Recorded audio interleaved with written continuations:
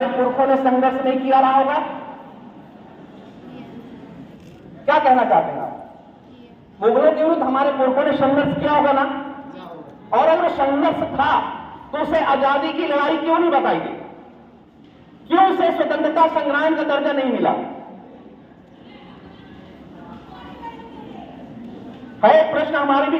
मैं ये विश्लेषण का काम आप पे छोड़ता हूं, मैं नहीं बताऊंगा कि किसने ऐसा किया होगा। ये विश्लेषण का काम दायित्व आपका है। मैं अपनी बात आगे बढ़ाता हूं।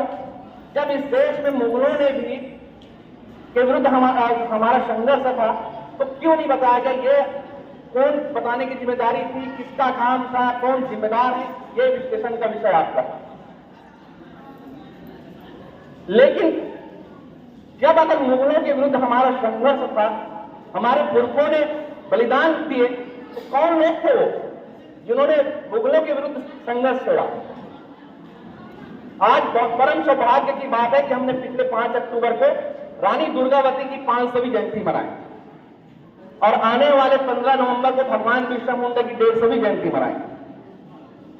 हम इतिहास में पढ़ते हैं रानी लक्ष्मीबाई ने अपने मातृभूमि के लिए अंग्रेजों से लड़ भी गई। रानी दुर्गावती भी तो अकबर से लड़ी। उन्हें स्वतंत्रता संग्राम की लड़ाई क्यों नहीं बताया गया? और रानी दुर्गावती ने अकबर से 3 बार लड़ाई लड़ी और तीनों बार अकबर के सेनापति हारे। और ये रोज रोज के जनहानि देखकर रानी दुर्गावती ने अकबर को संदेश भेजी, भाई जब लड़ाई तेरी और मेरी है तो ये हमारे बेकसूर सैनिक क्यों मारे जा रहे हैं? तो उम्र तेरा उम्र है 22 वर्ष का, मेरा उम्र है 40 वर्ष, आजा दोनों लड़ लेते। जो जीता उसका साम्राज्य। और अकबर की हिम्मत नहीं हुई उस लड़ाई में सम्मिलित होने की। लेकिन हमने पढ़ा कभी ये बात, इतिहास में कहीं जिक्र नहीं। आज यदि मैं आपको बोलूं ये जनजाति, जैसे अभी आपको मैं बोलूं नदी, तो आपके मानस पटल पे एक चित्र बन रहा होगा नदी की। आपको मैं बताऊं कि पहाड़, तो मानस पटल पे पहाड़ बना। यदि मैं अंग्रेज की बात कर रहा हूं तो मानस पटल में एक अंग्रेजी चित्र आ रहा है। यदि मैं आपको बोलूं कि जनजाति, तो कोई चित्रांकित हो रहा मानस पटल में नहीं हुआ। एक कंफ्यूजन की स्थिति है। आखिर क्यों? ये कंफ्यूजन क्यों हुआ मैं आगे बताऊंगा ये।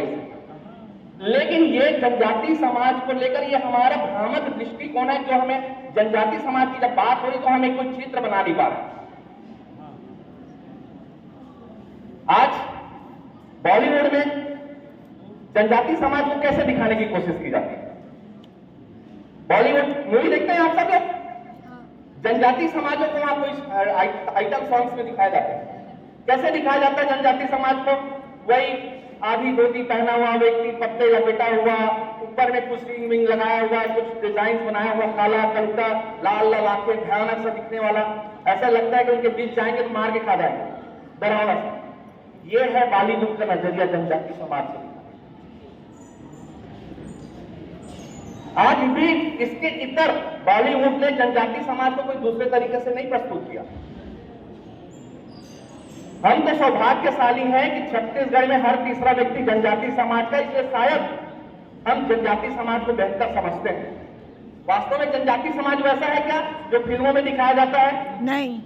हम बोलते हैं ना फिल्म में वो दिखाया जाता है जो समाज में घट रहा हो, समाज का आईना है फिल्म में। फिर जनजाति समाज को ऐसा क्यों दिखाया जाता है? हमारे यहाँ हर तीसरा व्यक्ति जनजाति है, इसलिए हम जानते हैं कि जनजाति समाज ऐसा नहीं है।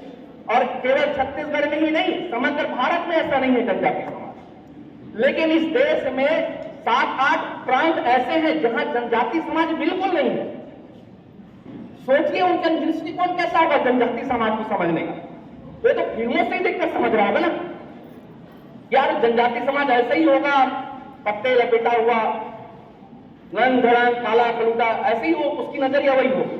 और सोचिए अगर उस राज्य से कोई व्यक्ति ब्यूरोक्रेसी में आ जाए और जनजाति समाज की नीतियां बनानी पड़े तो कैसा नीति बनाएगा? सोच सकते हैं? रोंगटे खड़े कर देने वाले प्रश्न है। और फिल्मों से ये बात कहां से, फिल्म ये बॉलीवुड प्रेरणा कहां से ग्रहण करता है? कोई भी चीज दिखानी हो तो प्रेरणा कहां से ग्रहण करता है?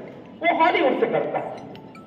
हम एक अपने जनजाति मित्र से पूछे, भैया ये बॉलीवुड वाले आपको जनजाति समाज के रूप में ऐसा चित्रित करता है, पट्टे लपेटा हुआ, तो ये बॉलीवुड दिखाता क्यों है आपको?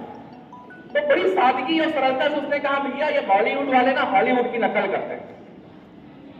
हो सकता है अमेरिका के रेड इंडियन लोग ऐसा होते होंगे। तो मैंने कहा, भैया हो सकता है अमेरिका के रेड इंडियन आपस में बैठते होंगे और बातें करते होंगे, यार ये बॉलीवुड वाले जनजातियों को ऐसा क्यों दिखाते हैं, हम तो ऐसे नहीं हैं। तो दूसरा रेड इंडियन उठ के बोलता होगा, भैया हम भले ऐसे नहीं हैं, हो सकता है भारत की जनजाति समाज ऐसा होगा। ठीक है, तो ये आपस में जनजाति समाज बात करते हैं बॉलीवुड के उस प्रेजेंटेशन पर। वास्तव में जनजाति समाज ऐसा है क्या? लेकिन ये ऐसी स्थिति आई क्यों? जनजाति समाज को ऐसे बताया क्यों जा रहा है? दरअसल अंग्रेज इस देश में 1600 ईस्वी में आए व्यापारी बनकर।